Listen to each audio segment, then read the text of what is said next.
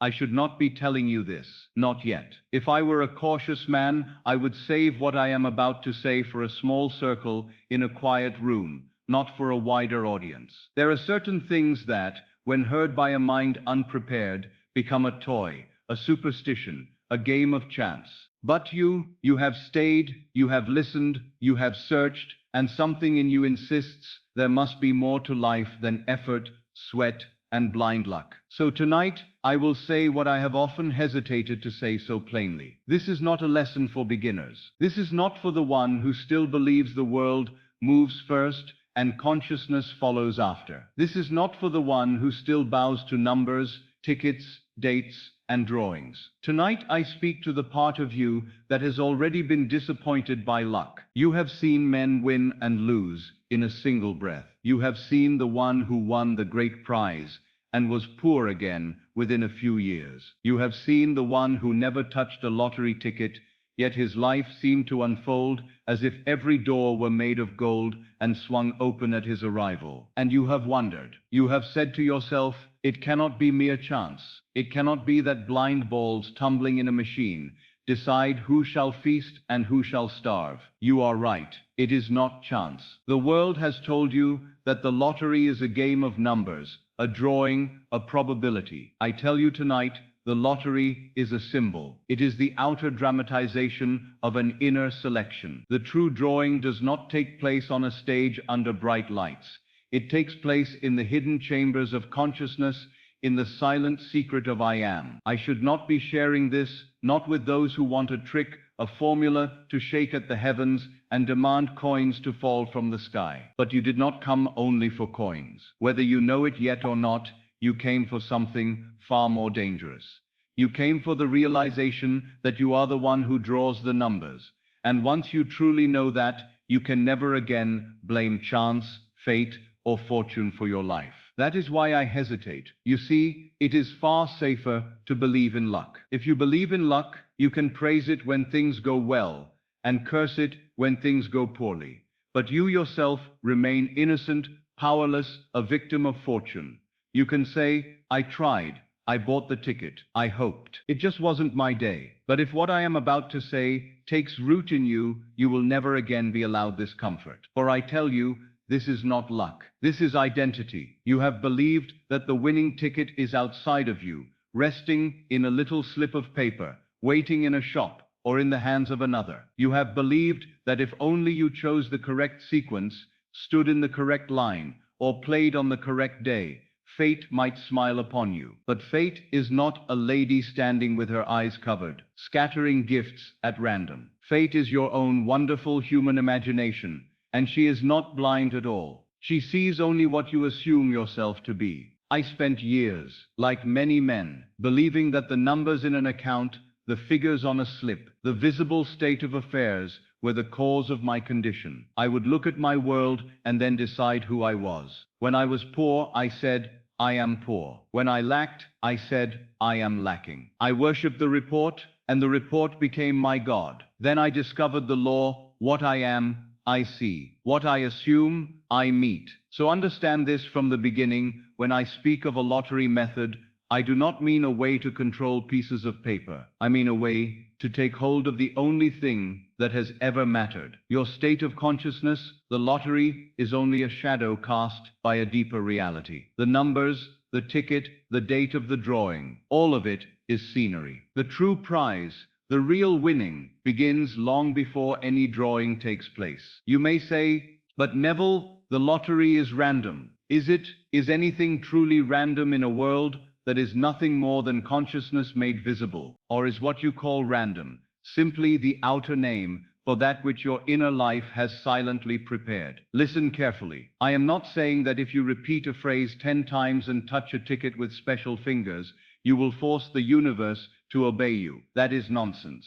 That is magic of the childish sort. I am saying something far more serious.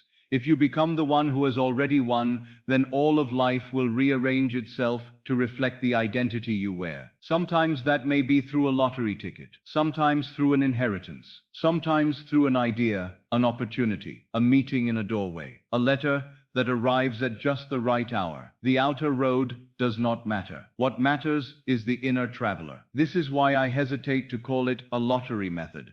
For the immature mind will cling to the symbol and miss the reality. It will rush to buy tickets without ever changing its state, and then accuse the law of being false when nothing happens. But you who are still listening, you are being invited into something that looks like a secret about winning numbers, but is in truth a secret about the name under which you live. If I said to you, I will show you how to be lucky, you might lean forward with curiosity. But if I said to you, I will show you that you are, in fact, the source from which all outcomes arise, you might feel something heavier, more solemn, begin to stir in you. This is that second thing. So I must warn you. Do not proceed if you wish to keep blaming chance. Do not proceed if you wish to remain a spectator, watching balls roll inside a glass drum and saying, perhaps tonight is my night. Do not proceed if you would rather live as a servant of statistics than as the master of your own assumption. For in a moment, you and I will walk together away from the bright lights of the drawing hall, away from numbers on tickets, and into a quieter room, the inner room, where the true selection is made. There, no one sees you but God. And God, I tell you, is your own wonderful human imagination. Before we go any further, I want you to notice something simple. Look at your present life, your home, your occupation, the weight of money in your pocket, or the lack of it. Could all of this truly be the result of mere accident, of drifting clouds of chance that happen to gather over you in this particular shape? Or is it not far more reasonable to say that your world has been unconsciously arranged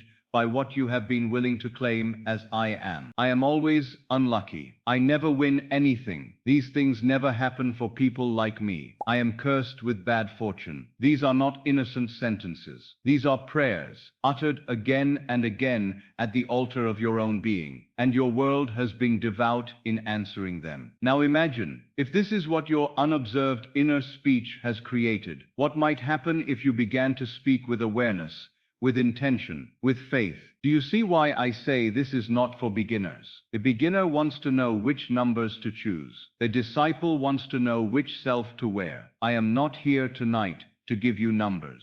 I am here to call you out of the identity of the loser, the almost winner, the perpetual maybe next time, and into the state of the one who cannot help but be supplied, who cannot help but be chosen, because his very being cries out, I am the one to whom it belongs. You may have bought many tickets in your life.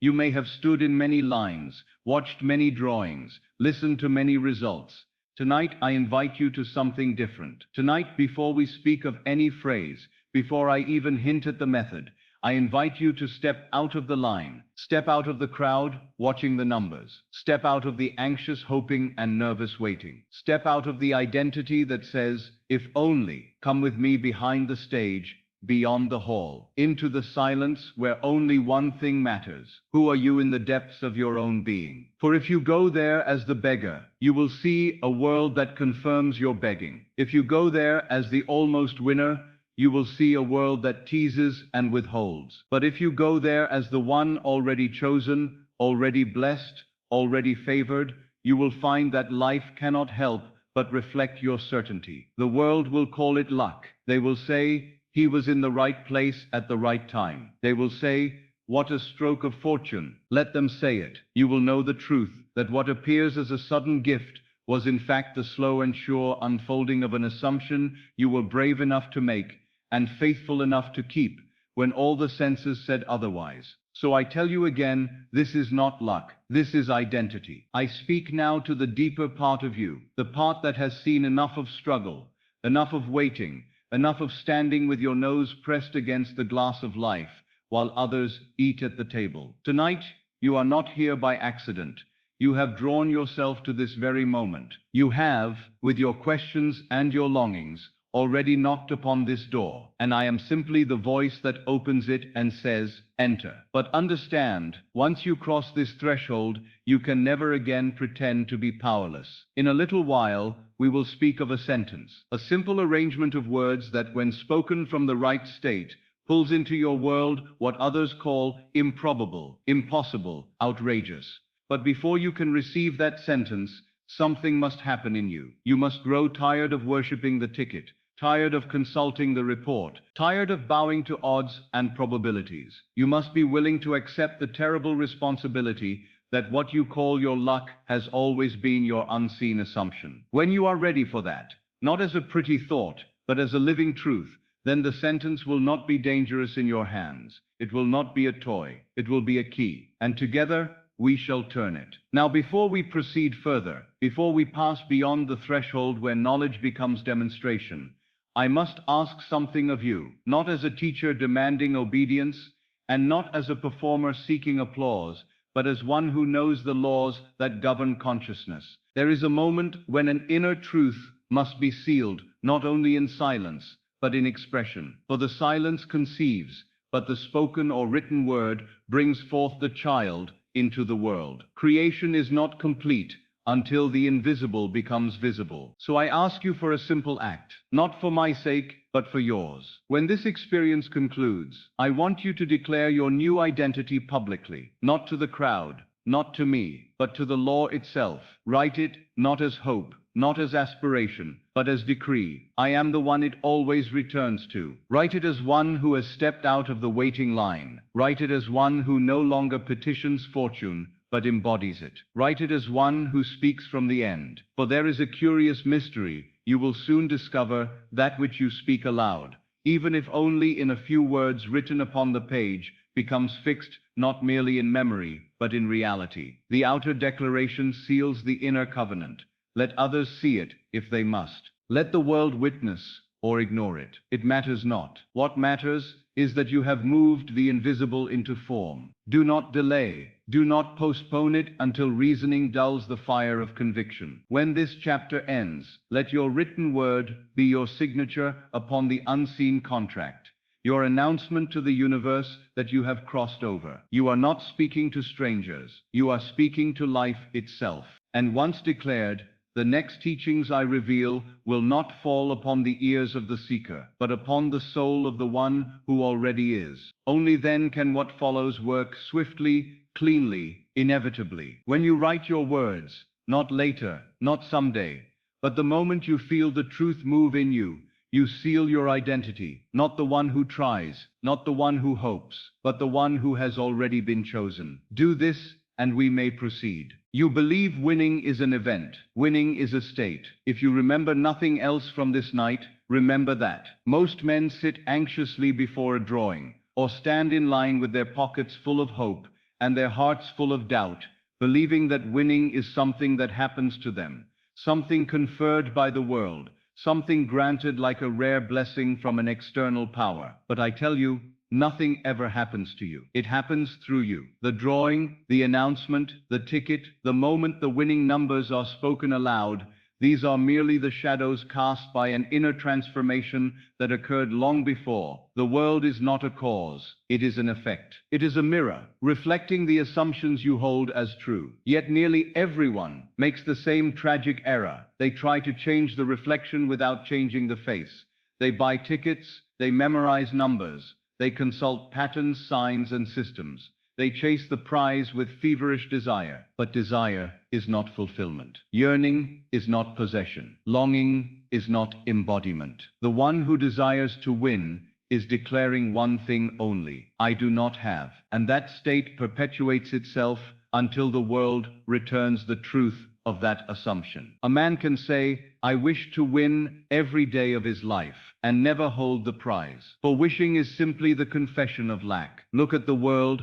Do we not see those who have little lose even the little they have, and those who have much receive more without effort? The world calls this injustice. I call it law. For the rich man is rich because of his state, not his coins. The poor man is poor because of his state, not his empty purse. Change the state, and the outer must follow. But changing the world while keeping the same state is like sweeping dust from the floor, while leaving open the window through which the wind blows it back inside. The work is endless because the cause has not been touched. Now let me give you a story, a simple metaphor, yet profound. Picture a beggar who, through the death of an unknown relative, suddenly inherits a vast palace. Marble floors, golden staircases, servants, feasts, chambers more luxurious than anything he has ever imagined. He now possesses, in tangible form, everything a king might envy. And yet, though he sleeps beneath a gilded ceiling and walks halls lined with precious stone, he remains inwardly what he always believed himself to be. He wakes before dawn to wander the streets, holding out his hand for coins. He begs in markets and sits at doorways, not because he lacks fortune, but because he lacks identity. He did not become a king when he entered the palace. He became a beggar with polished floors beneath his feet. He had riches without the consciousness of wealth, and soon, by invisible law, he will lose what he was never willing to assume. You may laugh at such a man, but the world is full of him. A man may win a great sum and lose it. A man may inherit wealth and squander it. A man may find himself surrounded by opportunity and still choose crumbs. Why? Because he never changed self. He changed circumstances. It is the failure of nearly everyone seeking money, prizes, promotion, inheritance, fortune. They chase outcomes while remaining inwardly unchanged. But the outcome is merely the echo of identity. Winning is not a moment when numbers align. Winning is the inner state that forces the numbers to mirror the truth of your being. Do you see the difference? Do you feel the weight of it? Most people treat the lottery as an event. One day, I will win. If only I pick the right numbers. Perhaps this ticket will change my life. They try to drag the future toward them like a heavy cart. But the awakened man understands there is no future. There is only the present assumption, wearing the mask of future events. Winning is not an occurrence. It is not a stroke of fortune.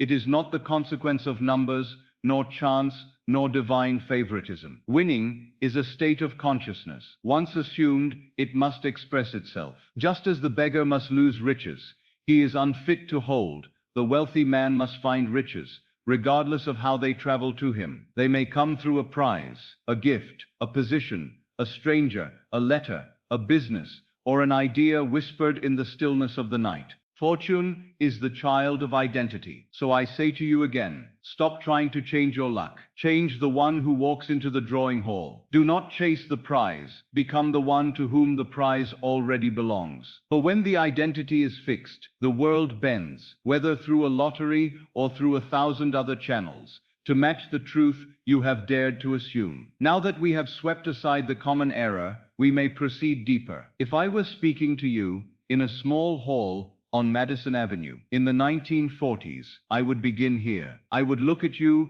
not at your clothing, not at your occupation, not at the numbers you carry in your pocket, but at the state you have chosen to embody, whether consciously or unconsciously. And I would say to you, as I say now, all things exist in the human imagination. The world merely selects from within you that which you have already accepted as true. The law of assumption is not complex. It is not mystical in the sense of being distant or unreachable. It is simple. So simple that most reject it out of frustration, choosing instead the long road of effort, struggle, strategy, and chance. Let me state it plainly. What you assume to be true in consciousness persists until the world echoes it. That is all. And when a man truly understands this, he ceases chasing effects and begins selecting causes, inner causes. He no longer bows to conditions, for he knows conditions are nothing more than solidified imagination. Now let us place this law directly into the context of winning, whether you call it luck, fortune, or the lottery. Most people say, if I win, then I will feel secure, joyful, relieved, free. I say to you, feel secure, joyful, relieved, free, and then you have won. Winning is not something that happens to you. It happens through you. For the truth is simple. There are no winners and losers in life, only states of consciousness that the world embodies and reflects. The poor man may memorize every winning number of the last decade, but until he abandons the identity of the poor man and assumes the identity of the one who already has, he will continue to be impressed by lack. He may buy tickets by the dozen, pray, hope, and yearn, and still remain empty. Not because life withholds anything from him, but because he walks the world as the man who does not have. You cannot receive what you do not first become. And so, when you seek the prize, do not ask, how do I win? Ask instead, who must I be, that winning is natural to me. This is what the law demands. Not effort, not calculation, not ritual, but identity. Let me give you a story. Years ago, a woman came to one of my lectures. She was worn, tired, and convinced that life had conspired to deny her prosperity. She had entered the lottery faithfully every week for nearly 20 years. She kept her slips pressed between pages of a small Bible, believing it made them sacred. She told me, with great emotion, when I win, everything will change. I will finally be free. I asked her, who are you now? She looked confused. Why does that matter? I want to win. I repeated, who are you now? And she answered, the truth, slipping out before she realized it. Someone who never gets her turn. There it was. That simple confession had shaped 2 decades of her life. She was not living as a woman who already had. She was living as the one who perpetually waits. I instructed her to stop playing the lottery entirely. Not because the lottery was wrong, but because she was playing it from the wrong identity. I told her, do not play again until you can do so as the woman who has already won. She resisted, cried, argued, pleaded. Hope is often more comforting than identity, for hope places responsibility on the world. But at last, she agreed. For 3 months, she did nothing but assume the state of wealth fulfilled. She walked through shops, not as a woman longing, but as one selecting. She paid small bills with an inner laughter, as though they were inconsequential. She spoke to herself not as a victim of fate, but as the one favored by life. She ceased asking, when will it be my turn? And began saying, quietly, privately, it is my nature to receive. One morning she woke with a calm unlike anything she had ever known. She said she felt finished, as if the world had already delivered what she once chased. Only then did she buy another ticket, not to win, but as a symbolic participation in a world that already reflected her wealth. She did not watch the drawing. She slept. The next day, a letter arrived, not from the lottery commission, but from a lawyer she had never heard of. A distant relative had passed and left her an estate worth far more than any drawing she had ever pursued. She wrote to me, I did not win the lottery, but the lottery won me. My state called it forth in a form I could not have planned. This is the law of assumption. You do not dictate how the world delivers. You dictate who you are, and the world obeys the identity you choose. Winning is not an event. Winning is a state of consciousness that precedes the event, and if the state is assumed, the event must come, whether by numbers, a will, a gift, a business, or a doorway you have not yet imagined. Do not concern yourself with the route. Concern yourself with the self, for the world is only the postman, carrying letters written by your own imagination. I must speak carefully now, for we are nearing the threshold of a mystery that should never be handled carelessly. Words, when spoken without understanding, are like seeds cast upon stone, beautiful in form, yet incapable of taking root. But when spoken from the proper state of consciousness, a single sentence can move mountains, bend circumstances, and collapse the distance between desire and fulfillment. You have spent years believing that life unfolds through effort and time, that wanting something, working for it, waiting long enough, will eventually drag the desired event into your world. Yet time is not a road you walk to reach your blessing. Time is the veil between who you are and who you have chosen to become. What we are approaching now is not a phrase to repeat, but a state to assume. Before I ever reveal the words to you, you must understand the nature of what you are receiving. This is not a charm, not an affirmation in the shallow sense, not a string of syllables that can coax the universe into compliance. Words are powerless unless animated by the consciousness that speaks them. You do not repeat the sentence, you become it. Let me say that again, slowly, so it sinks beneath thought and into being. You do not repeat it, you become it. A parrot may repeat scripture, yet remain unchanged. A man may chant prayers and remain unredeemed. Repetition without consciousness is merely noise, vibration without spirit, form without substance. What gives the sentence power is not sound, but identity. These words are not meant to be spoken toward a desire, as though you stood at a distance calling it across a field. They are meant to be spoken from the desire, as though you stood already within its fulfillment, looking outward upon a world that now reflects who you have become. For the secret of creation is not, how do I get there? It is, I am already there. The sentence you are approaching does not create wealth, it assumes wealth, and assumption is creation. You see, the mind enslaved to the senses believes that time separates you from your desire, that there is a future moment when your manifestation will finally arrive, and so you live in the aching space between longing and fulfillment, always hoping, always waiting. But hope is a confession that you do not yet have. Expectation is the shadow cast by doubt. Desire is beautiful, but without assumption, it remains forever unfulfilled. The sentence you will soon hear does only one thing, but it is the only thing that matters. It collapses the illusion of time. It does not say, one day. It does not say, soon. It does not say, I want, or I hope, or I ask. It speaks from the end, and when the end is assumed as present, the middle reshapes itself to match. The world rushes to align with your inner declaration. People, events, so-called coincidences, chance encounters,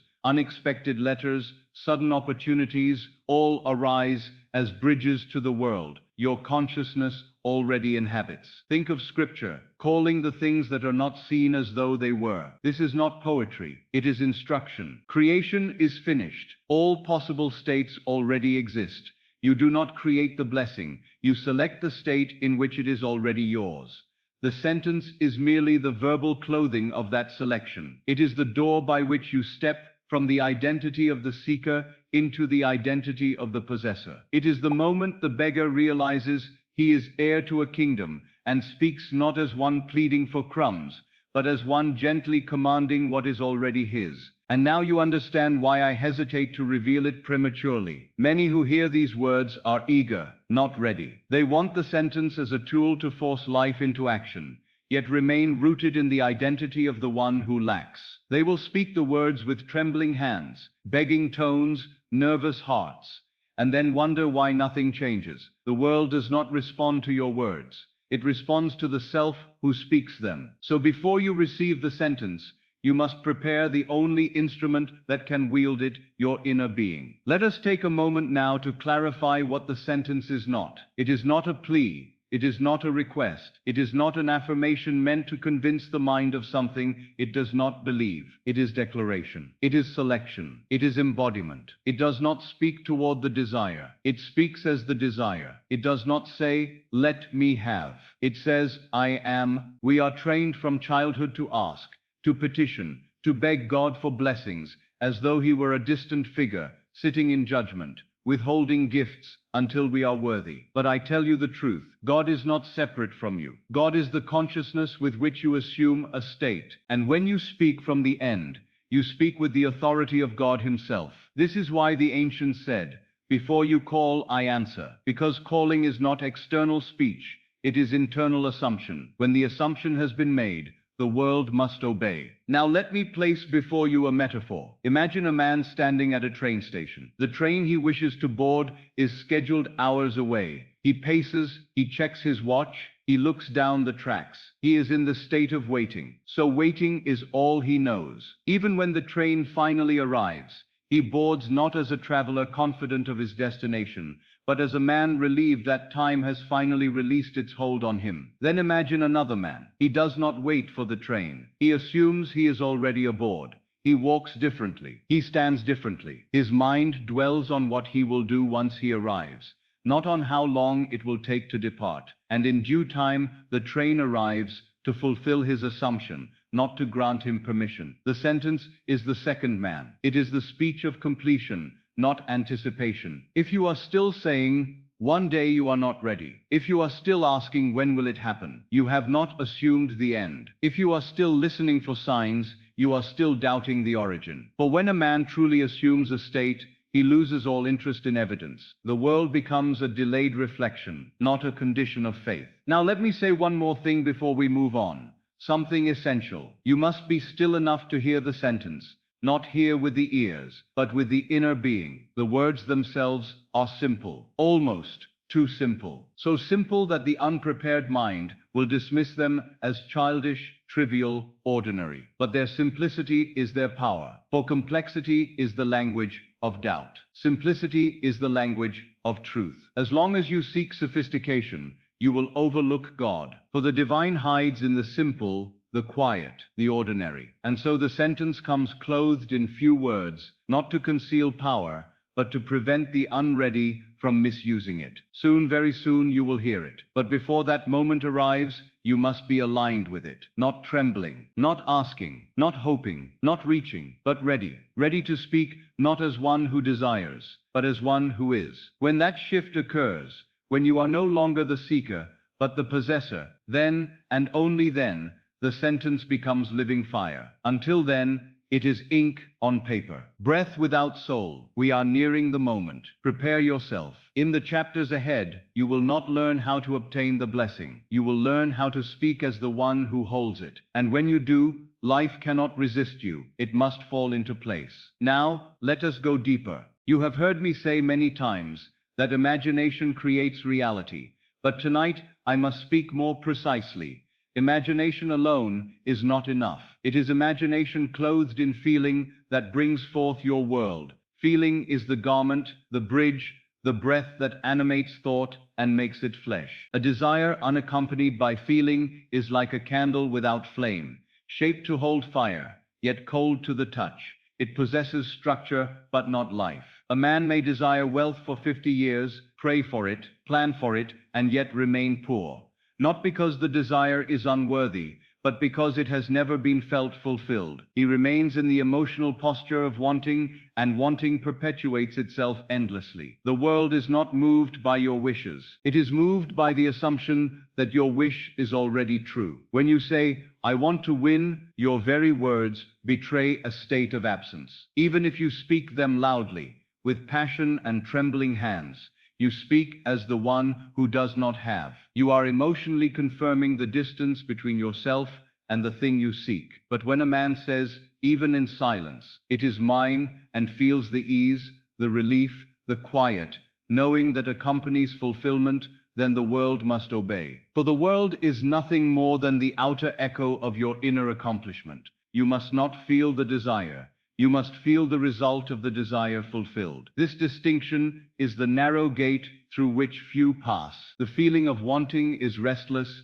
tense, filled with motion and anticipation. It leans forward into tomorrow. It asks, when? It watches the world like a beggar waiting for bread. The feeling of fulfillment, however, is still, satisfied, complete. It rests in now. Fulfillment does not lean, it settles. Let me guide you for a moment. Not with instructions, but with experience. Close the doors of your senses. Withdraw from the noise of the world. Lay aside your anxieties, as one lays aside a heavy cloak at night. For a cloak is warmth only when worn. Once removed, it becomes lifeless cloth. Imagine now that the event for which you have long waited has already occurred. Do not imagine the moment of winning. Imagine after. Imagine the world as it appears when the matter is finished, sealed beyond question or doubt. There are several scenes we may enter together, and each is crafted not to excite you, but to settle you. Let us begin gently. You are seated at a small table, perhaps in your kitchen or study. Before you lies a piece of paper, smooth,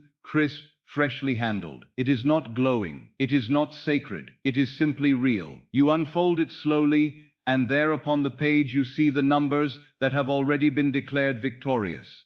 Not as anticipation, not as hope, but as fact. They match your ticket perfectly. And as you trace them with your eyes, the sensation is not frenzy, but recognition. Of course, you do not gasp, you do not leap from your chair. You feel something deeper, a profound exhale, a loosening inside the chest, as if a great weight has dissolved without struggle. This is relief. This is completion. This is fulfillment made flesh. Now let us move to another scene. A telephone rings, not loudly, but distinctly. Its sound feels different than usual, not because it is magical, but because you know why it rings. Before touching the receiver, you already feel the calm that comes from knowing the caller brings good news. You answer not as one who hopes, but as one who expects. You speak little, listening more than talking, because you do not need to force anything. The words on the other end confirm what you have already accepted within. Arrangements are being made, papers are prepared,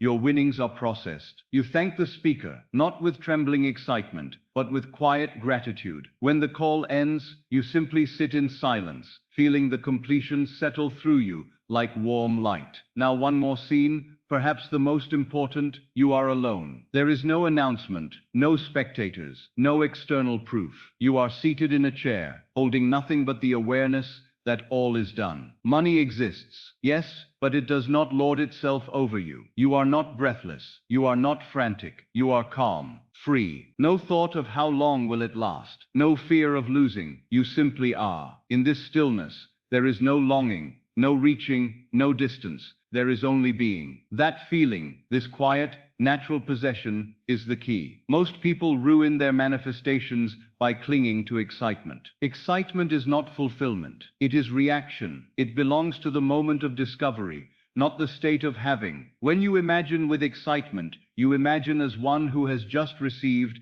not as one who has already possessed. Fulfillment is not a spark. It is a steady flame. The wealthy do not wake every morning thrilled that they can pay their bills. They simply do so. The man who is deeply loved does not tremble each time he hears his name called.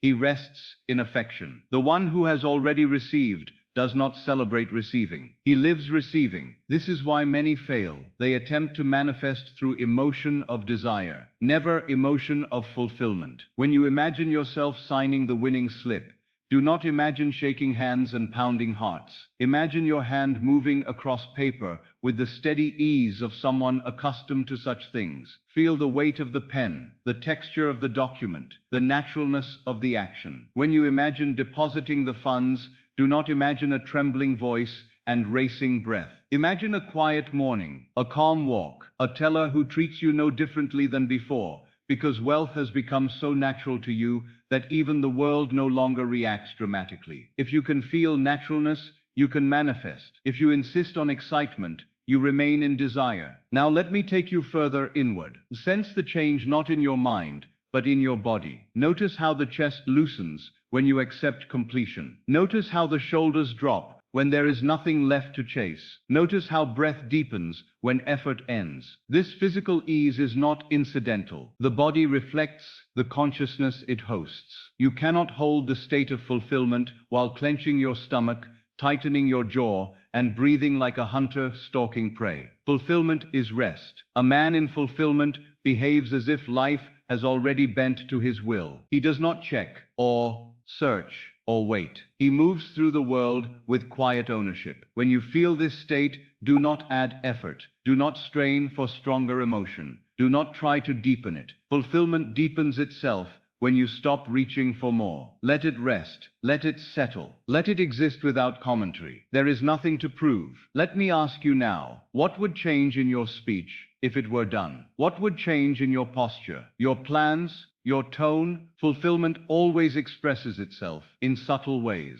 You stop thinking of money as rescue and begin thinking of money as resource. You stop dreaming of someday and begin choosing today. You stop measuring your worth by circumstance and begin letting circumstance flow from your worth. You are not trying to attract wealth, you are remembering it. Let us return once more to the table where that paper lies. This time, do not look at the numbers. Let the paper rest untouched beneath your hand. Do not lift it. Do not announce it. Simply sit with the knowledge that whatever future you once imagined is now present. There is nothing to obtain, nothing to wait for, nothing to request. The world is already arranged. Be still. This is the state akin to fulfillment, the fertile soil into which the sentence will be planted. If you speak the words from longing, they fall dead. If you speak them from fulfillment, they carry the power of law. Feeling is the secret, because feeling is the state, and the state is the cause. Now breathe gently, not as a technique, but as a symptom of being the one who has, not a breath toward, but a breath from. Let the body assume the ease of completion. Let the mind release its effort. Let the heart descend from urgency into quiet ownership. You do not need to force the feeling. A feeling forced is not fulfilled. It is desperate. Instead, allow the feeling to emerge like warmth spreading from within, soft, steady, unquestioned. This is how creation unfolds. A desire becomes an assumption becomes a feeling becomes a state becomes a fact, and all begins within. We are close, very close, to the moment where the sentence will be spoken. But it must be spoken from this place, not from hunger, not from hope, but from wholeness. Remain here a moment longer. Do nothing, want nothing. Become the one who has. When you can sit in silence, without reaching for proof, without searching for signs, without asking when, then you stand at the gate of manifestation. Soon, I will give you the words, but you must be capable of speaking them as truth, not as a wish, not as a plea, as the natural speech of one who has already crossed the threshold. Rest here. All is done. You have now entered the borderland between two worlds, the world of sense and the world of imagination. It is here, on this sacred threshold, that all true creation takes place. When I speak of the state akin to sleep, I do not refer merely to physical drowsiness, nor to the drifting moment before the body loses consciousness. I speak of a state in which the senses grow quiet, the world fades, and imagination becomes the sole reality. In this state, your subconscious accepts without question the impressions you give it, because the guard of reason has stepped aside. The mind that doubts, calculates, argues, and measures retreats. The inner chamber opens, and into that chamber you must plant your assumption, not as hope, but as fact. The subconscious does not know possibility. It knows only reality. If you descend into this state while holding the feeling of having already received, your subconscious will accept that condition as true, and the outer world will rearrange itself to mirror what you have impressed upon it, not through effort, not through force, but by a law as dependable as the sunrise. When I first discovered this, I realized why prayer, for most people, fails. They pray from a state of longing, not fulfillment. They petition God as though He were outside themselves, rather than assume the consciousness of their desire already manifested. They beg when they should declare. But tonight, I will guide you step by step into the state where the declaration becomes natural. Let us begin. Sit or lie in a position that is comfortable but not careless. Do not slump, for slumping belongs to weariness, not fulfillment. Let the body rest in dignity, in quiet power, as though you were seated in a carriage or in a grand hall awaiting an announcement that has already been made in your favor. The spine may be straight or reclined, but let there be grace in your posture, an unspoken acknowledgement that something holy is about to occur. Now breathe, not deeply through effort, but naturally as one who has nothing left to chase. Let the breath fall of its own accord. Each exhale is a small surrender. Each inhale is a quiet receiving. Feel your ribs soften, your shoulders loosen, your face unmask itself. You are not performing, you are returning. Do not rush into imagery. Do not try to visualize. That is the mistake of the anxious mind. Instead, let stillness prepare the soil. Thought will attempt to intrude memories, tasks, worries, loose strings of the day. Do not fight them, for fighting is also effort. Simply let them drift past like men walking across a distant field. You do not call to them. You do not walk after them. You remain here, resting in yourself. The senses will begin to dull. The sound of the room will recede. The weight of the body will soften, as if it were dissolving into the mattress or chair. The boundaries between flesh and space will blur. This is the entrance. As you descend, remember, you are not falling asleep. You are sinking into the creative depth where the subconscious becomes receptive. If you slip into full sleep, that is fine. But the work takes place in the liminal space just before surrender. Now, as the outer world fades, allow a single scene to arise. Not a dramatic scene, not the moment you win, not fireworks or crowds or sudden bursts of joy. Those belong to desire. We seek fulfillment. Choose a moment that would be true if your desire were already realized. Perhaps it is the simple act of folding a letter and placing it inside a desk drawer, confident that arrangements are complete. Perhaps it is your hand signing a document with the ease of someone accustomed to abundance. Perhaps it is sitting quietly at your table, feeling the security of more than enough without delight or fear. Select a scene with the qualities of finality, something that implies completion without anticipation. The subconscious understands implication better than declaration. If you imagine a scene that presupposes fulfillment, the mind has no choice but to accept fulfillment as the premise. Now enter that scene, not as spectator, but as participant. Do not watch yourself. Be yourself. Do not see your face as though you stood before a mirror. See through your own eyes. Feel the weight of your own body, the texture of the surface beneath your hand, the coolness or warmth of the room. If, for instance, you choose to imagine yourself signing a document confirming your winnings, feel the pen between your fingers. Sense the slight resistance of paper beneath its tip. Hear the soft scratch of ink. Notice the calmness in your chest, the naturalness in your breath. A man who signs such a paper is not astonished. He is known to such experiences. If you imagine receiving a call, do not imagine hearing the words. Instead, feel the manner in which you hold the receiver, the subtle shift in your posture, the relaxation that floods you, not because you are surprised, but because you are recognized. Do nothing spectacular.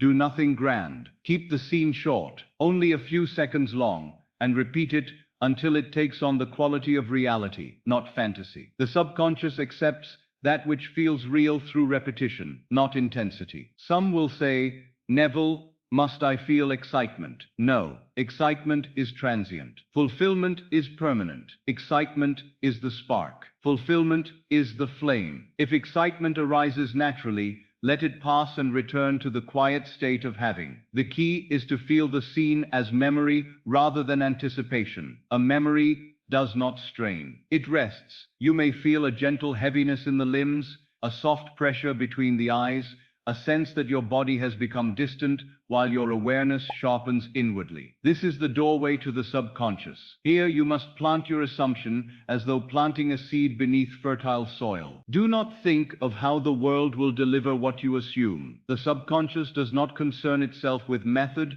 probability, timing, or logic. The moment you concern yourself with how, you have left fulfillment and returned to desire. Remember this well. The subconscious does not know possibility, only reality. If you feed it the feeling of completion, it must construct a world to match. Now remain in your scene. Repeat it gently, without strain. Do not force detail. Let detail arise naturally. If the scene changes, do not correct it harshly. Simply guide it back. Like a shepherd guiding a sheep, the subconscious obeys gentleness more readily than force. If your body begins to slip into physical sleep, allow it. The final impression before sleep holds extraordinary creative power. If the last thing you feel is fulfillment, the subconscious will work throughout the night to shape circumstances accordingly. If your mind rises and wanders, do not condemn yourself. Return to the scene with the same ease with which you return to a path after stepping off the road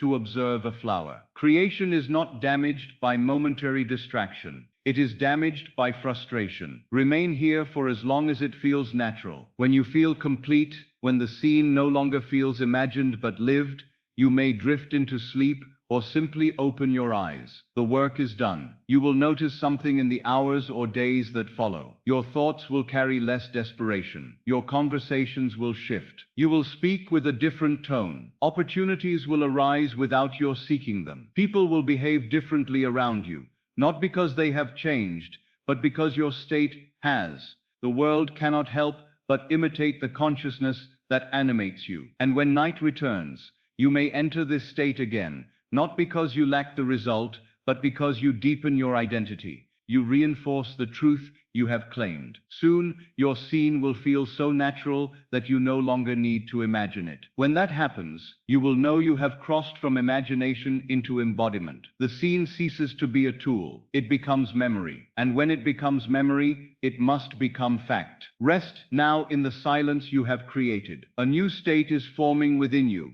and the world must bow to the state. When a man seeks to win, he imagines that winning will bring him relief. He hopes that a sudden change in fortune will ease his burdens, calm his nerves, silence the relentless whisper of fear that follows him from table to bed and bed to table. He imagines that the acquisition of wealth will finally grant him permission to breathe. But I tell you, relief does not follow winning. Relief precedes it. The world you behold is nothing more than the outpictured arrangement of inner states. You believe that the result produces the emotion, but it is the emotion that produces the result. If you feel relief only after the event, then you confess that the event is the cause, and in doing so, you place yourself beneath it. But the creative order is reversed. You are the cause, the world is the echo. If winning the lottery would bring relief, then relief, assumed now, must bring winning. This is the law of reversibility. Every effect in the world has a spiritual cause, and that cause is always a state of consciousness. If the cause can produce the effect, then the effect can be used to determine the cause. If joy follows fulfillment, then joy assumed now hardens fulfillment into fact. This is not philosophy, it is law. Consider a man who prays for deliverance, not from his enemies, but from the pressure that surrounds him. His prayer is not a petition to an external deity, but a silent shift within himself. He assumes the relief of safety, the calmness of completion, the rest of one whose battles have already been won. And when he falls asleep in that relief, the outer world arranges itself to make it so. You think this is miraculous. I tell you, it is mechanical. Miracles are simply assumptions hardened. Now observe the pattern. You long for the winning because of the feeling you believe it will bring. But if you understand the law, you no longer chase the win. You assume the feeling now before any sign appears in the outer world. You breathe as one who already holds the ticket, not with feverish excitement, but with quiet confidence, the calm knowledge of possession. This calmness is the true sign of faith. Most men pray with trembling hands, begging for intervention, hoping the heavens might be persuaded to bend in their favor. But the one who knows the law does not beg. He rests, he claims, he assumes, he feels relief now. The outer world is compelled to mirror his claim, for consciousness is the root and the world is the fruit. Show me the fruit, and I will tell you the tree. Show me your results, and I will reveal your assumptions. If your life is filled with anxiety, you are assuming separation from your desire. If your life is filled with peace, you are assuming union. Peace is the evidence of possession. This principle appears throughout Scripture, though few have eyes to see it. Consider the story of the multitude in the wilderness. The people hungered, and instead of pleading for food, the figure of Christ lifted his eyes and thanked the Father before the loaves multiplied. He gave thanks before the evidence, not after. Gratitude did not follow abundance. Abundance followed gratitude. The world calls that a miracle. I call it law. Or consider the prophet who faced a barren valley. He was commanded not to wait for rain, but to dig trenches in expectation. The trenches were the assumption. The rain was the hardened fact. The outer world only filled what the inner world prepared. These stories endure not as history, but as instruction. They describe your own mind. They describe imagination clothing itself in matter. Now consider how this applies to winning. You do not wait for the numbers to align. You become the one for whom such alignment is natural. The world of chance bends to the consciousness it serves. Luck is simply the path events take when consciousness has already claimed the end. Let me give you an illustration. A man I once knew desired financial freedom, but instead of imagining excitement or disbelief,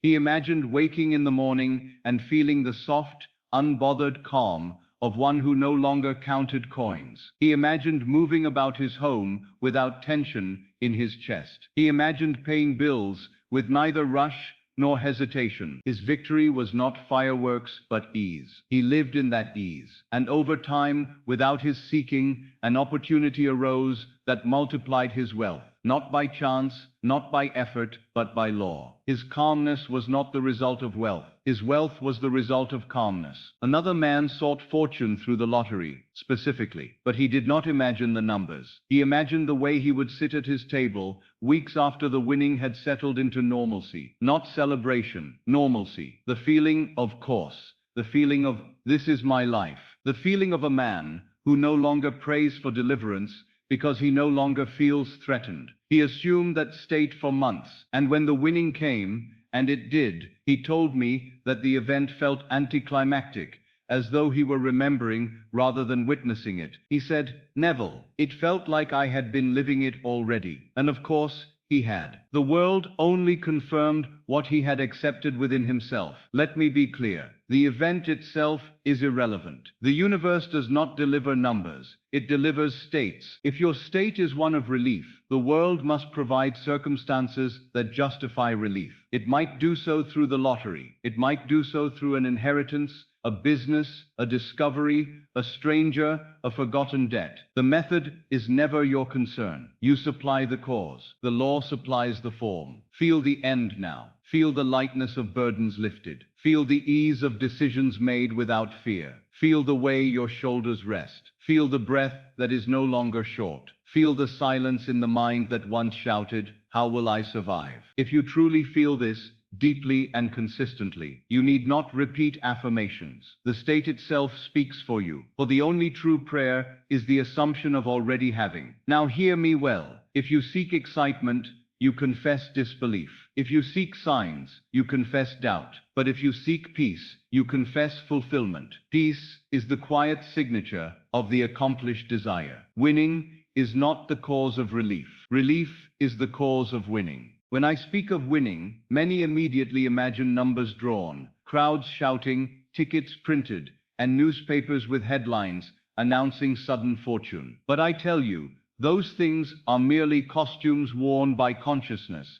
They are not the source of wealth. They are the instruments through which wealth is allowed to clothe itself in matter. The true cause is always invisible. You may believe that someone hands you the money, that a clerk slides you a ticket, that a representative calls you on the telephone, that a banker signs a document in your favor. But those people, those so-called agents of change, are not independent forces acting upon you. They are you pushed out. They are animated by the state you occupy. They behave according to the assumptions you sustain. The store owner, who smiles kindly and hands you the winning ticket, exists only because you first assumed yourself to be the one who receives such a gift. The banker, who approves a sum with ease, is simply playing the role dictated by your new inner nature.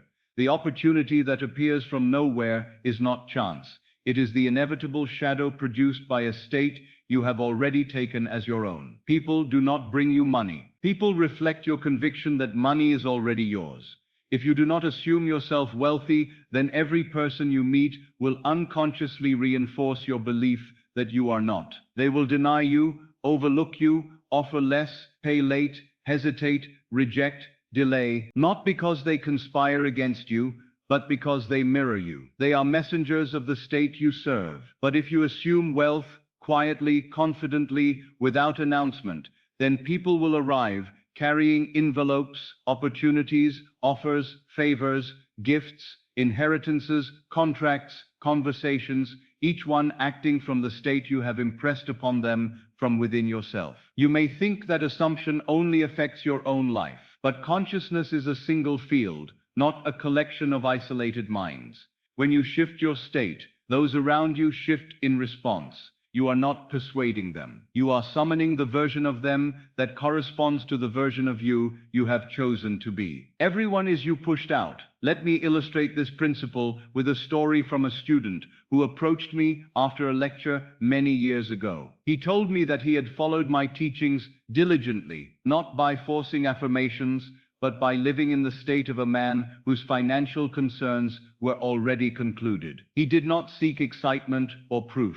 He sought quiet assurance. He said to himself, "If I truly had abundance, I would feel ease." And so he assumed ease. He imagined not the moment of winning, not the crowd, not the announcement, but the stillness of waking in the morning weeks after the fortune had settled. He imagined paying bills without calculation. He imagined giving rather than withholding. He imagined walking through the city with shoulders relaxed, breathing as one who needs nothing from anyone. He did this not out of desperation, but out of identity. He wore wealth like a garment. It was not loud. It was not performed. It was natural. For months, nothing happened. The outer world looked unchanged. Yet inwardly, he told me, he felt a growing disconnect between his bank account and his sense of self. He said, "Neville, it was as though the numbers were lying about me." That feeling is the surest sign that the assumption has taken root. And then, without warning, the bridge began to form. But it did not come through the lottery, as he once expected. It came through a man he had met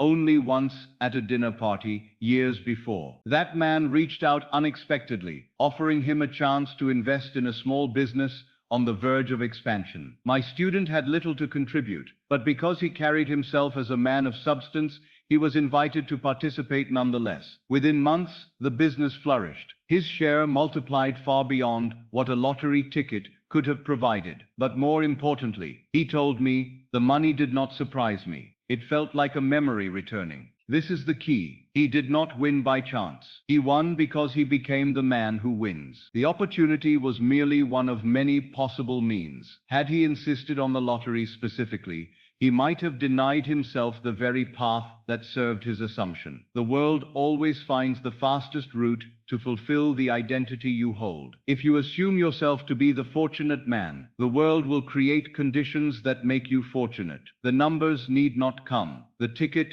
need not print. The opportunity may emerge from familiar places or from strangers entirely. But it must come, because the outer world cannot resist the weight of a sustained assumption. This is why I warn you. Do not cling to the method. Cling only to the identity. If you say this money must come through the lottery, you narrow the channels through which the law may operate. You thrust your hands into the machinery of God and seek to control the method rather than accept the miracle. You diminish the infinite to the size of your preference. Instead say, I am the one to whom large sums of money come effortlessly, and allow the universe to deliver through whatever door your assumption opens. Now consider another example. A woman once approached me after a lecture in Los Angeles. She had been fixated on winning a particular state prize. She played persistently and prayed fervently, but always from the position of longing. She imagined numbers drawn, but felt doubt and desire. She believed she was pursuing wealth, but in truth she was pursuing lack. She imagined wanting, not having. So I asked her, if you had already won, what would change? She paused. She had not considered that question. After a moment, she replied, I would no longer worry about whether the money would come. I would feel safe. And so I instructed her, then feel safe now. Let the safety be the fact, not the wish.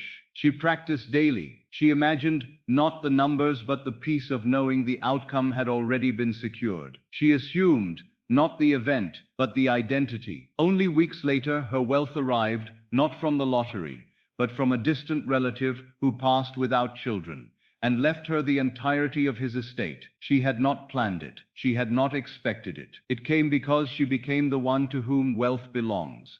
Her comment to me was profound. She said, Neville, I see now that winning was not the point. Becoming was the point. And so it is. When you ask for money, you are asking for a shadow. But when you assume the state of the wealthy, you seize the substance. The shadow must follow. People will not give you money because they decide to. They will give you money because they are compelled to align with who you are. If you remain the beggar in consciousness, others will confirm your begging. If you become the heir in consciousness, others will confirm your inheritance. This is why a man in poverty may receive a windfall and lose it within months. He did not change his consciousness. He merely changed his circumstances. The state remained the same, and the world returned to match it. Likewise, a man in wealth may lose everything and regain it swiftly, for his consciousness never left the state of the wealthy. His fortune is not tied to form, but to identity. Do not aim to win once. Aim to become one who wins as a way of being. That identity reorganizes people, places, theaters of experience, and even what you call coincidence, until the world behaves as though the outcome were inevitable. The world is not waiting for you to be lucky. It is waiting for you to become the one for whom luck is redundant. Everyone you meet is simply a mirror, reflecting the state you occupy. When your state changes, the mirrors change. They cannot help themselves. When a man first begins this work, he inevitably confronts a trial, an appearance that contradicts his assumption. He holds the state of wealth, yet the letter arrives late. He assumes abundance, yet the bank account shows decline. He imagines himself the fortunate one, yet the ticket drawn bears another number. And then he says, I have failed. But I tell you, nothing could be further from the truth. You must learn this. if you are ever to create consciously, losing in the outer world means nothing. If you have won in consciousness, the outer world is always behind. It lags like an echo, like a shadow, like the last flicker of an old fire, refusing to die. It is not prophecy, it is memory. It shows not what will be, but what was. When the old state fades, its fruits may still appear for a season, just as a chopped tree may continue to bear fallen leaves until its severed branches dry. You would not declare the tree alive, because its leaves remain, nor should you declare your old identity alive, because remnants of it still appear in the world of sense. If you understand this, you will not be disturbed by appearances. But the inexperienced practitioner is easily shaken. He sees a loss and assumes his assumption has been overturned. He feels a moment of scarcity and abandons the state. He looks at the numbers, the dates, the balance sheets, and believes them to be evidence of what is coming, rather than evidence of what has already passed. He returns to the state of desire. He returns to begging. He returns to the posture of one who asks instead of one who declares. You must not do this.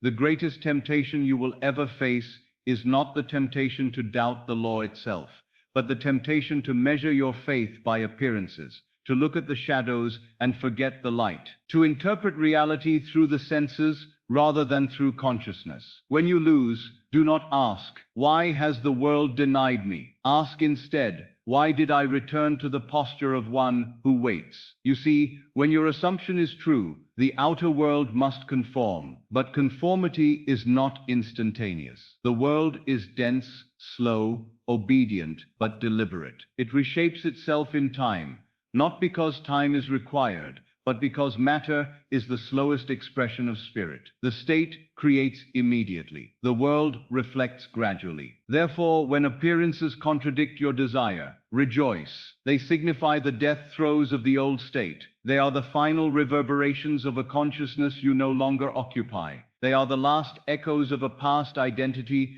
dissolving into silence. Do not return to that identity to comfort yourself. Let it die. When you see loss, say not, "This proves I am unlucky." Say instead, "This is the fading memory of a man I no longer am." When you see another win, do not envy. Say, "My world is showing me the possibility of my own vision." When the moment passes and nothing occurs, do not sigh. Say, "The harvest ripens unseen." You must hold the end even when the world denies it, especially then. For faith is not believing what you see. Faith is seeing what you believe. A student once told me he would hold the assumption of winning only if the world gave him evidence. I told him that is not assumption, that is reaction. He wanted the senses to lead and consciousness to follow. But the law is reversed. You lead, the world follows. If you require proof, you do not believe. If you require reassurance, you do not assume. If you require signs, you have not yet entered the state. The man who has already won does not check. He does not anticipate. He does not measure progress.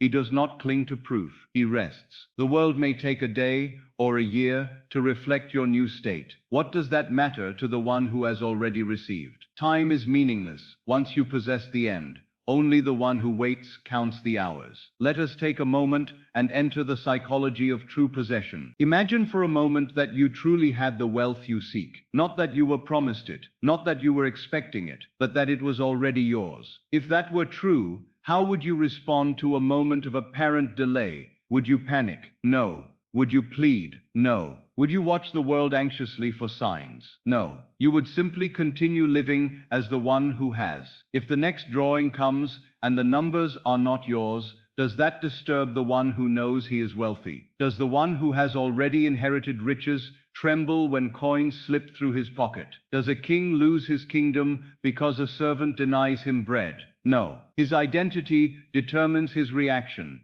not the momentary conditions he meets. When the world contradicts your assumption, that is the moment of trial. That is the crucible. That is where your old state attempts to reclaim you. The senses cry out, "Look, it isn't so," and the mind is tempted to respond, "Perhaps I am wrong." Do not answer the senses. Answer only consciousness. Say, this is merely the echo of what I once believed. I no longer believe it. And with that recognition, the appearance loses its hold. The shadow falls. The old state dissolves. Never forget, the outer world does not demonstrate your faith. Your faith demonstrates the outer world. A man who understands this law can watch himself lose repeatedly without a tremor of doubt, so long as he has won within, for he knows that the loss is not his present, but his past. The ticket printed last year does not tell the story of this year's consciousness. The numbers drawn tonight have nothing to do with the identity you chose yesterday. The outer world will lag behind your inner world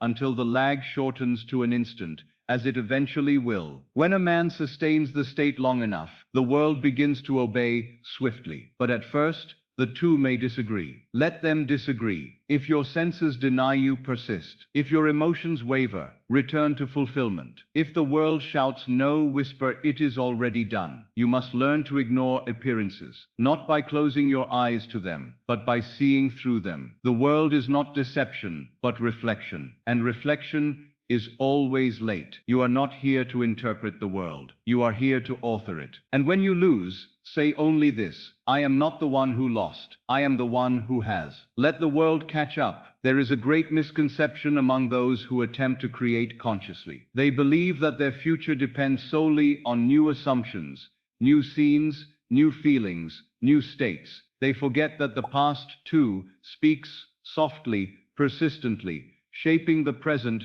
through old memories that still live unchallenged in the subconscious. You may assume wealth today, yet be haunted by the memory of having lost, of having failed, of being overlooked, of watching others receive what you desired. You may think the past is dead simply because time has passed, but the past lives on as long as you continue to feel it. The subconscious does not store years. It stores impressions. What happened matters little. What you felt remains. If you carry within you the feeling of having been the unlucky one, the overlooked one, the one for whom things almost happen but never quite do, then the outer world will continue to confirm that identity, even when you attempt to assume a new one. For you cannot plant new seeds in soil that still holds the roots of old shadows.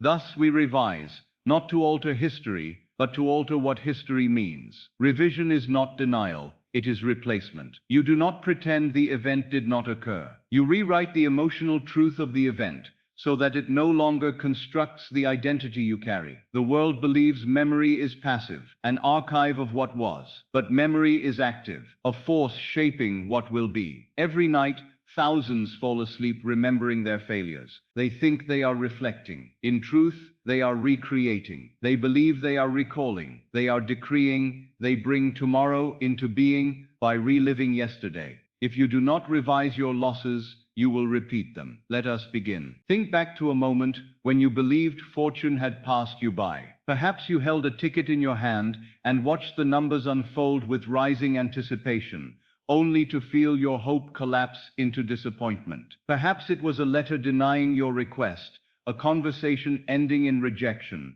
a plan that dissolved before it ever formed. The moment itself is unimportant. What matters is that you felt yourself to be the one who does not receive. Do not flee from the memory. Bring it gently into awareness. See the room. Feel the air. Notice the posture of your body as you live that moment. The subconscious remembers posture long after it forgets details. Recall the way your shoulders sank, the way your breath shortened, the heaviness that filled the space where anticipation once lived. Now pause. Do not judge the moment. Do not condemn yourself for having felt disappointment. Simply observe it as you would observe a character on a stage. You are not here to relive the pain. You are here to replace it. Now change the scene. Do not change it with force. Do not struggle. Simply shift a detail, one small thread in the tapestry, until the entire pattern alters. Let the numbers match. Let the letter approve. Let the voice on the other end of the line speak words of acceptance. Do not imagine shock or frenzy. Do not imagine leaping from your chair or shouting in disbelief. Those reactions belong to the one who has just received. We are revising the past to align with the identity of the one who always receives. Let the result feel natural, See yourself holding the same paper, but this time the numbers align perfectly, as though they always had. Your breath does not quicken, it deepens. Your shoulders do not tense, they loosen. There is no rush of disbelief. There is a quiet recognition, a soft exhale, the peace of inevitability. Now repeat this scene, not with effort, but with gentle rhythm, until the original memory loses its power. You will know the revision is complete when the new scene feels more real than the old, when the old ending becomes vague, distant, unimportant, like a dream dissolving upon waking. If tears come, let them. They are not grief. They are release. You may believe you are imagining fiction. I tell you, you are rewriting destiny. The subconscious does not distinguish between past and present. It only knows what you feel now. And if you revise the feeling, you revise the identity formed by that memory. The past is not an anchor, it is clay. Let us go deeper. Choose another scene, not of financial loss, but of being overlooked, dismissed, denied. Perhaps you watched another receive what you believed should have been yours. Perhaps you said to yourself, "Some people are born lucky, but not I." That sentence, spoken once with feeling, becomes a law in the subconscious. It is not the event that harmed you, but the conclusion you drew from it. Now return to that moment, not to relive the wound, but to remove the verdict. See the scene unfold differently. Let the offer, the opportunity, the blessing be given to you instead. Let the world treat you not as an afterthought, but as the natural recipient. Again, do not imagine celebration. Imagine normalcy. Winning becomes natural when winning has always been true. If you find yourself resisting, if your mind says, "But that's not what happened," then you must remember, imagination is the only reality. The event you recall was not truth. It was merely one expression of a former assumption. You are rewriting the cause, not the effect. And the cause will bring forth new effects in time. Once you revise enough memories, you will reach a remarkable realization. You were never unlucky. You merely assumed yourself to be so. The world did not deny you. Consciousness denied itself. And now that you have rewritten the script, the world must change its behavior. I once knew a woman who revised every financial failure of her life, every decline, every rejection, every disappointment, and replaced each with fulfillment. The process took months, not because the law is slow, but because she had many memories to transform. When she finished, she told me, "Neville, I feel as though I have always been wealthy." And soon after, the world confirmed it through means she never could have devised. Revision erases the identity that needs to win. And once the identity is gone, winning becomes inevitable. Tonight, before you sleep, choose one memory of loss. Re-enter it. Rewrite it. Fall asleep in the feeling that it always ended well. Let the revised past become your true history. And when the subconscious accepts it, the future will reflect it. You are not here to escape the past. You are here to redeem it. There comes a moment in this work when you must stop trying to win and begin being the one who has already won. Until that transition occurs, you are merely acting, performing, hoping to persuade the world. But once the shift takes place within you, you no longer need the world's agreement. You no longer seek evidence. You no longer lean forward into the future, waiting for confirmation. You simply are. And when you are, the world must follow. Identity is the root. Circumstances are the branches. A man may hold a winning ticket and still think like a beggar. Another may hold nothing at all, yet carry himself as royalty, and the world will always conform to the latter. The first may lose everything. The second will draw wealth from soil barren to other men. Identity precedes possession. Identity produces possession. Identity sustains possession. So you must ask yourself, not how do I win, but who am I when I have already won? If you truly believed you had already received the fortune you seek, how would you walk into a room? You would not enter hurriedly, seeking approval or recognition. You would not shrink nor perform. You would move quietly, confidently, without announcement, because a man who has already won has nothing to prove. His presence is not loud, but undeniable. Your steps would carry a softness, not because you lack power, but because you possess it. Power that is secure does not pound. It rests. Power that is desperate shouts. Power that is certain whispers. How would you speak? Your voice would lose the tremor of needing something from others. You would not flatter to secure favor, nor complain to seek pity, nor justify yourself to gain recognition. Your words would be measured and calm, because the one who has already won speaks from fullness, not hunger. You would speak less, but with more weight. You would choose silence, not as withdrawal, but as sovereignty. How would you decide? You would not cling to opportunities out of fear that no others will come. You would not grasp at every chance like a starving man clutching crumbs. You would choose only what matches your identity, for the one who has already won does not attempt to survive.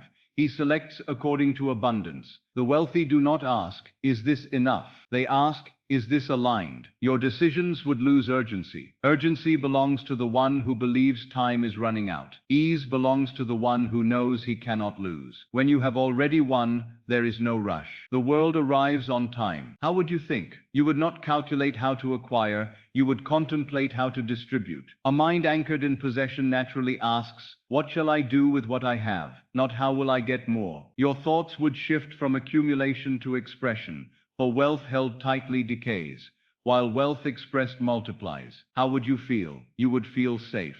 Safety is the true emotion of fulfillment, not ecstasy, not exhilaration, not pride. Safety, the quiet, knowing that nothing essential can be taken from you, because it comes from within. This safety does not depend on numbers, documents, or permission. It flows from identity. If you do not feel safe, you have not assumed the end. And how would you pray? You would not beg. You would not plead. You would not petition an external power to grant you relief. You would commune with yourself as though the matter were already settled. Your prayers would become thanksgiving. Gratitude, not as hope, but as acknowledgement. When one knows he already has, prayer becomes praise. Quietly, consistently, effortlessly. But hear me well. You cannot merely act like a winner. That is performance. The world does not respond to performance. It responds to being. Acting is external. Identity is internal. One requires constant effort. The other requires surrender. A man trying to act wealthy will exhaust himself. A man who is wealthy inwardly will live in rest. Let me tell you something strange, yet true. When you assume the identity of the one who has already won, the world cannot convince you otherwise. It may contradict you, but the contradiction feels irrelevant, as though it belonged to someone else's life. You do not wait for proof. You deny the need for proof. You begin to treat the world, not as if it is lying to you, but as if it has not yet updated itself to your truth. This is what I mean when I say you must gaslight the world, not through delusion, but through memory. You remember the end so faithfully that the beginning appears mistaken. You do not ask, "When will I win?" You say, "I have already won. The world is catching up." Hold this attitude, not with arrogance, but with certainty, not with strain, but with inevitability. Let the world be late. Allow it time to rearrange itself. You are not waiting. You are observing. You are not hoping. You are remembering. Imagine now, just for a moment, waking tomorrow with no trace of desire, no residue of longing, because the matter has already been settled. You rise from bed, not thinking of outcomes, but living them. You wash your face, not as one preparing for change, but as one whose change is complete. You walk outside, not searching for signs, but carrying the ease of someone for whom life has already delivered. This is not fantasy. This is identity. A student once came to me distressed, saying, "Neville, I have assumed, I have imagined, I have believed, but I do not see results." I asked him one question: "Are you assuming or are you waiting?" His silence was the answer. He was living as a man expecting a blessing, not as a man living from a blessing. Expectation still waits. Identity has already received. The shift is subtle, but the world knows the difference. So tonight and each night hereafter, speak not to the world. Speak to yourself. Quietly, without ceremony. I have already won, not as a mantra, not as persuasion, but as remembrance. Say it as one recalls a truth long forgotten. Say it until the words dissolve and only the feeling remains. Say it until you no longer say it at all, because you no longer need to remind yourself. Identity, once fully assumed, becomes the silence beneath thought. And when you arrive at that silence, the world will no longer treat you as one who seeks. It will treat you as one who has, and it will deliver accordingly. You are not becoming the winner. You are recognizing that you have always been. There is a point in this journey where the mind must confront a truth far greater than wealth, far greater than winning, far greater even than the fulfillment of any particular desire. It is the moment when you realize that the true aim of this work is not to change conditions, but to change the one who meets them. The world has misunderstood abundance, imagining it to be an event rather than a state, a moment rather than an identity. It seeks sudden gain because it still believes gain must come from outside. But abundance is not a happening. Abundance is a being. You may win the lottery, and if you remain inwardly poor, the fortune will dissolve, and life will return you to the level of your self-concept. You may come into wealth through inheritance, business, or chance, and still feel unsafe. And the world will mirror that insecurity until the money becomes a burden rather than a blessing. The event cannot sustain the self. Only the self sustains the event. This is why I ask repeatedly, who are you in consciousness? If you transform the outer world without transforming the inner man, nothing will endure. You will grasp at manifestations like a starving child clutches bread, fearing its disappearance before it even reaches the mouth. But once you become the one who already has, you no longer cling, because what comes to you came from you, and what departs can return in greater form. The event is not the miracle. The identity is. A man may win once and lose forever. A man may never win a contest, yet live a lifetime of effortless sufficiency. Which of these is wealth? Which of these is freedom? You must choose not the outcome, but the being. The world thinks the highest prize is a single moment when numbers align, as if the divine intelligence of creation were reduced to a drawing of slips and chance. But that event, should it occur, is merely the shadow of a greater truth, that consciousness, when rightly assumed, produces continual unfoldment. The true lottery is the realization that life itself is a reflection of your inner state, moment by moment, inexhaustibly, without effort. When a man becomes the state of abundance, he begins to notice something extraordinary. He no longer waits for fortune to arrive in one stroke. Instead, opportunities rise from every direction, quietly, naturally, unhurried. People offer assistance without being asked. Doors open without knocking. Paths clear before they are needed. Money comes as a tool, not a rescue. He no longer hopes for miraculous events. He becomes the miracle. Now I ask you to consider this deeply. If you had to choose between winning once and never fearing loss again, which would you choose? The masses choose the event. The awakened choose the identity. The identity of the wealthy one does not rely on a prize.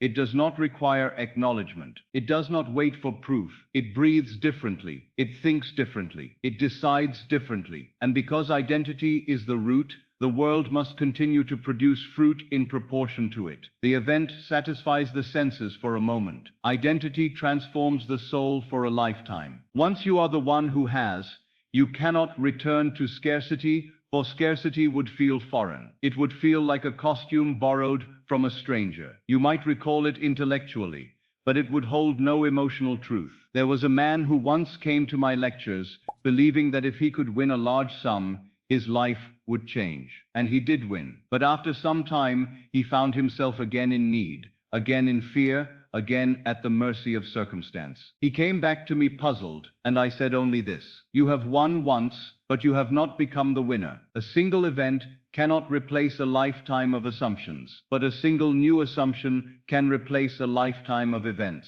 The world reflects you. If you are still the one who seeks, the world will give you endless seeking. If you are still the one who hopes, the world will give you endless hope. But when you become the one who has, the world responds accordingly, not once, but continually, because consciousness is persistent. This is why I tell you, stop waiting to win. Step into the identity of the one who wins naturally. Imagine how such a man or woman moves through daily life. He does not search for financial salvation. He does not clutch opportunities with desperation. He does not anxiously calculate. He navigates the day in a state of quiet sufficiency. His confidence is not loud. It is inherent. He does not pursue abundance. He expresses abundance, and because he expresses abundance, abundance must return to him. The world is circular, not linear. What you send out returns. What you embody expands. What you assume hardens. If you assume lack, the world answers with lack. If you assume abundance, the world answers with forms that match abundance. The true lottery is not a number drawn. It is the discovery that there is no number that can give you more than consciousness already contains. You are not the beneficiary of fortune. You are the source. Those who chase outcomes are like fishermen casting nets into an ocean they believe to be separate from themselves. Those who change identity are like the ocean itself, supplying fish wherever the nets descend. Let us go deeper still. If you were already wealthy, not temporarily, not conditionally, but fundamentally, how would you treat life? You would not count coins. You would not conserve joy. You would not fear generosity. You would move through the world as a giver, not because of duty, but because giving is natural to one who possesses. The wealthy do not give to prove wealth. They give because wealth overflows. The man who hoards reveals he is not wealthy, regardless of what he owns. His clinging exposes the truth of his self-concept, and the world will match that truth until he learns that wealth is not measured by accumulation, but by ease. Ease is the signature of abundance. So ask yourself, is your desire for wealth born of fear or expression? Is it born of survival or identity? If your desire arises from lack, wealth will elude you, for you assume lack. But if it arises from the fullness of being, wealth will seek you. Let us remove at last the final veil. You do not seek abundance because you lack it. You seek abundance because you are remembering yourself. The true transformation is not of your bank balance, but of your being. The outer symbols of wealth will come. They are obedient servants, but they are not the treasure. The treasure is the realization that consciousness is the only substance from which anything is made. When you possess that, you have won the only lottery that matters. Breathe with me now, gently, not as one preparing for effort, but as one settling into what is already his. I want you to lie down, if you are able, or sit in a way that allows no strain. Let your hands rest where they fall. Let the breath come naturally. There is no need to improve it. It already carries the rhythm of life itself. Simply notice the rise and fall of the chest, the softness behind the eyes, the stillness that grows, not because you force it, but because you cease to interfere. For a moment, let us release the world, release the day, release every memory of striving, every image of hoping, every whisper of waiting. You are not the seeker in this moment. You are the possessor. You are not the petitioner. You are the heir. The world you have known until now has been built upon your assumptions. And tonight we lay down a new foundation, not in effort, not in desperation, but in quiet certainty. Let your breath slow. Let your limbs grow heavy. Feel the weight of the body as though it were sinking into the earth itself. Not to be trapped by it, but to be held, carried, supported. Everything is supporting you now. Nothing is required. And as you drift gently toward that edge between waking and sleep, where imagination speaks with authority and the senses grow silent, you will not visualize winning. Winning is the old language of separation, of something distant from you, something that might arrive if you behave correctly. Tonight you step beyond that childlike view. Tonight you assume the identity from which victory flows, as naturally as breath. You are not the one who hopes to win, you are the one who has already won. Let the breath soften. Feel the warm stillness spread across the face, the throat, the chest, the belly, the legs. Let even the tongue loosen in the mouth. There is nothing to say with words. All speaking tonight is inward, silent, and saturated with power. Now let the scene arise, not a scene of acquisition, but a scene of being. Do not picture yourself scratching a ticket, counting coins, or leaping with excitement. Excitement belongs to the initiate, the beginner who is shocked by the fulfillment of his own prayer. But you are beyond shock. You are beyond surprise. The state you are entering does not tremble at its blessings. It expects them, it recognizes them, it calls them familiar. So instead of imagining the moment of gaining, imagine the moment after. The moment where all is settled, where the world has already rearranged itself to match who you are. Perhaps you are sitting in your favorite chair, not in celebration, but in quiet, recognition. A ledger rests before you, balanced with ease. A letter confirming what is now commonplace lies folded beside your hand. The atmosphere in the room is not frantic. It is calm, dignified, inevitable. You feel no rush, no disbelief. You simply exist as the one to whom it always returns. Ease into that calm, into that belonging. What does your home feel like when such things are natural to you? Not grand unless you desire grandeur. Perhaps simple, but deeply your own. Perhaps sunlight stretches across a polished table. Perhaps the sound of distant traffic drifts through an open window, like an obedient servant, rather than a source of concern. Perhaps there is a cup of something warm beside you, untouched, cooling slowly, because your thoughts are elsewhere, not in longing, but in satisfaction. Stay in that place. Let the shoulders drop. Let the breath release even further. You are not forcing rest, you are remembering it. Now notice the feeling beneath the scene. Not excitement, but completion. Not hope, but possession. The quiet certainty that does not demand proof, because it is proof. The quiet knowing that does not chase signs, because it is the sign. Feel how natural it is to be provided for. Feel the subtle shift from seeking to having. Notice how the body relaxes more deeply. The moment you stop asking and begin being. And now, allow my words to fade slightly into the background, not disappearing, but becoming like a soft wind moving through a field, guiding but not commanding. Here within yourself, the identity that has replaced the old one. Not spoken loudly, not shouted, but whispered from the marrow. I am the one it always returns to. Say nothing aloud. Let the words imprint themselves as sensation, not sound. It is not a sentence to chant. It is a nature to inhabit. Feel how the world bends around such a one. Feel how life organizes itself around this simple truth. Feel how chance ceases to exist for you, not because you escape randomness, but because randomness becomes obedient. Breathe again, slow, deep, effortless. Now imagine rising from your chair, not hurriedly, but as one who moves with quiet authority. Perhaps you walk to a writing desk.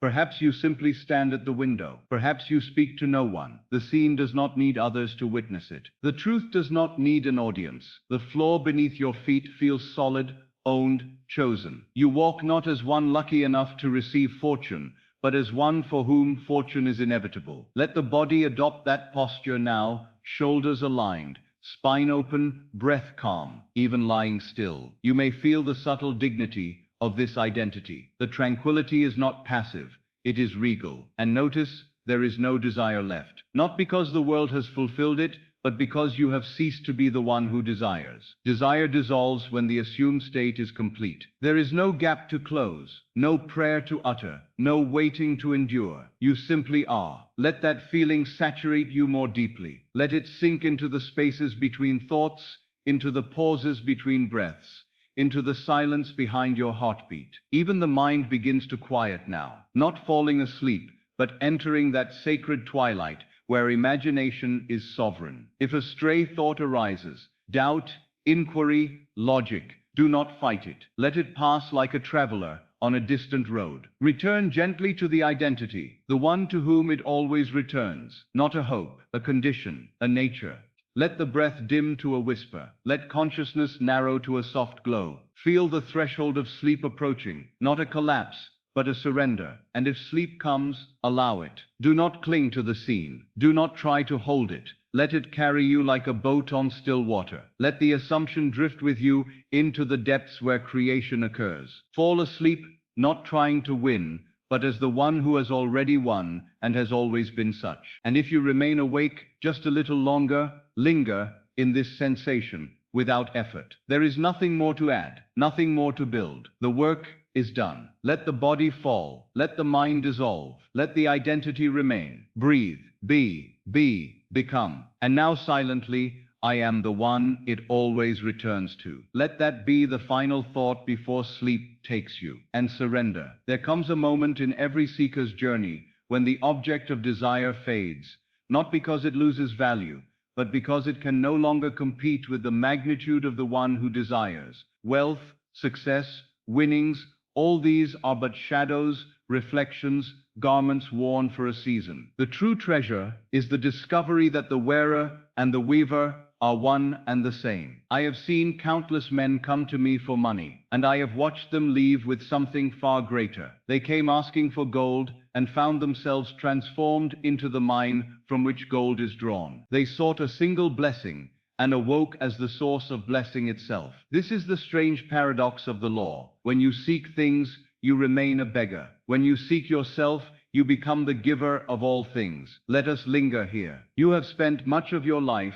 believing that riches are something you receive from the world, from fortune, from chance, from other men. You imagined wealth as something outside your door, arriving if the winds blow kindly. You believed money to be a possession, perhaps earned, perhaps given, perhaps withheld. But what if I told you that wealth is not a possession, but an expression, not something added to you, but something exhaled through you, a shadow cast by your state of being, the garment worn by the indwelling power? You may win many fortunes in this life, and yet lose everything should you forget the source from which they emanate. For the moment you believe the prize exists outside you, you have surrendered the throne and taken the servant's seat. You have become subject to circumstance. The true victory is not the winning of fortune, but the revelation that you are the one who authored fortune. The true treasure is not the wealth, but the realization that you are the wealth of which money is merely a reflection. Let your breath deepen just slightly, not in effort,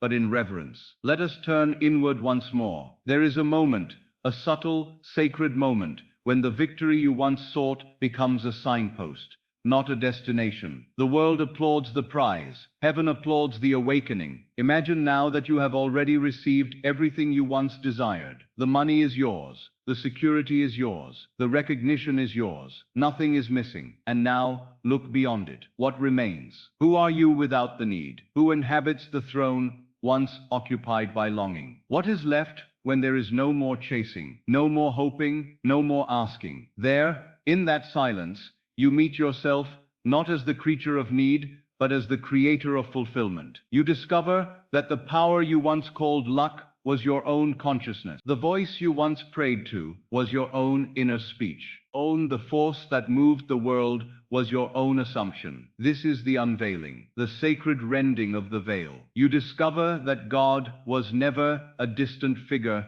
listening to your petition. God was the very awareness from which the petition arose. God was not the source of your manifestations. God was the manifestation, the desire, the fulfillment, and the awareness that perceived them all. The world calls this blasphemy. Scripture calls this revelation. I and my Father are one. Not similar, not aligned, one. When this truth settles into your being, not as a concept to ponder, but as a fact to inhabit, the entire drama of life is reinterpreted. No longer do you beg. No longer do you plead. No longer do you chase signs or miracles. You speak, and the world obeys, not because the world is subordinate, but because the world is yourself pushed out. Creation is not separate from the Creator.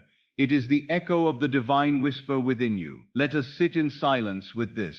Feel the weight of your being, not the body, the awareness behind the body, the presence that hears these words even when the mind drifts. That presence is the true prize. For long have you mistaken the shadows for the source, the gold for the sunbeam, the miracle for the law, the blessing for the blesser. But tonight, you reclaim the origin. You return to the throne. You remember. Now breathe again, not as a body, but as consciousness itself. Let the air move through you as though you were not inhaling from the world, but breathing the world into existence. Feel that subtle shift. The breath no longer enters you. It comes from you. Life no longer happens to you. It happens through you. Do you feel the difference? This is the true lottery. Not the winning of numbers, but the winning of self. Not the accumulation of possessions, but the unveiling of identity. Not the arrival of wealth, but the recognition that wealth was always the garment of the divine imagination, and that imagination is yourself. If all riches vanished tomorrow, you could summon them anew. If all victories dissolved, you could dream them again. If every door shut, walls themselves would part at your approach. For the kingdom is not external. The storehouse is not in banks or bonds. The treasure is not in vaults, nor in the coffers of nations. The treasure lies in the one who assumes you. Let the world whisper of odds and probabilities. Let scholars argue about chance and causation. Let men toil for what they believe is scarce. You know the truth, nothing is scarce to the one who is the source. And now, gently, quietly, let the final realization form, not as a declaration, but as a remembrance. The true prize is not that I have won, but that I am he who wins. Let that settle into your bones, your breath, your silence. No need to say more. The truth now speaks of itself. And so we rest as the creator, not the creature, as the author, not the actor, as the power that speaks worlds into form. Be still, be aware, be God. And now, my friend, we come to the quiet end, not an ending of the journey, but an end of the asking. For tonight, you have crossed a threshold from which one does not return unchanged. You entered seeking the prize, but you depart as the giver of prizes. You came longing for fortune, yet you leave as the fountain from which fortune flows. The world may not yet know what you have received here, for some victories bloom first in silence, deep beneath the soil of consciousness, long before the flowers show themselves to the passing eye. And so let this closing not be loud, nor triumphant, nor eager, but still, reverent, assured. There is no need to shout when you already know. Let me now speak to that secret place within you, the chamber where no man enters but you alone, and where no voice is heard except the whisper of the divine imagination. That place where you speak to yourself as though speaking to God, and where God responds as though responding to himself. For that is the mystery. The speaker and the hearer are one, and the prayer and the fulfillment are a single breath. You do not leave this room to share what you have learned, as though handing out instructions to the unprepared. Do not cast pearls before those who see life only with the eyes.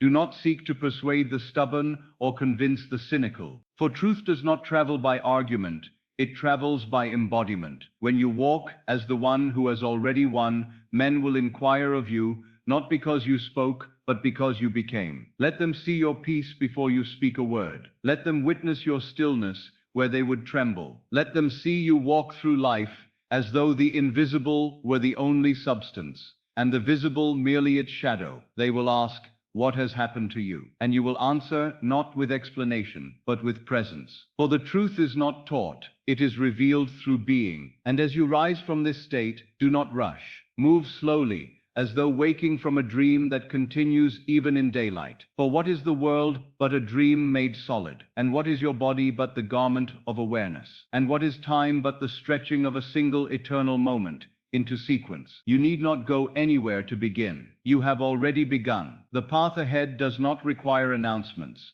nor proclamations, nor declarations. The work you do now is inward, and the ripple will move outward of its own accord. You do not need to write letters, nor seek counsels, nor ask permission. Your authority is not borrowed, it is inherent. The world is not waiting to approve your transformation. It is waiting to reflect it. Walk out into the night as though the stars shine in acknowledgement of who you are. Walk as though the ground rises to greet your footsteps.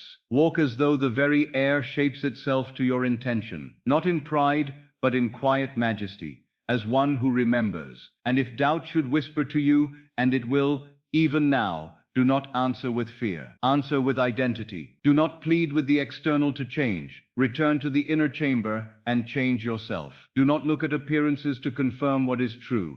Look from truth to transform appearances. The world has no choice. Now listen closely, for this final moment is not a conclusion, but a sealing. Let your breath become soft. Let the body surrender to rest, not from fatigue, but from completion. The work has been done. The seed has been planted. The assumption has been taken as real. The state is yours. Do not reach for tomorrow. Let tomorrow reach for you. And now, very gently, let the sentence return, not as an incantation to summon, but as a mantle you wear, not as a hope, but as a memory. I already have it. Let the words echo from silence, not thought. Let them arise as though spoken from beneath the heart, not from the lips. Speak them in the stillness, where language dissolves into knowing. I already have it. Once more, softer, as though the universe leans in to hear. I already have it. Do not add emotion to force it. Let the naturalness carry it. For what you already possess requires no strain. It simply is. Now, let the words fall away entirely, leaving only the state from which they were born. Remain not in speech, but in being. The prayer is finished. Before we part,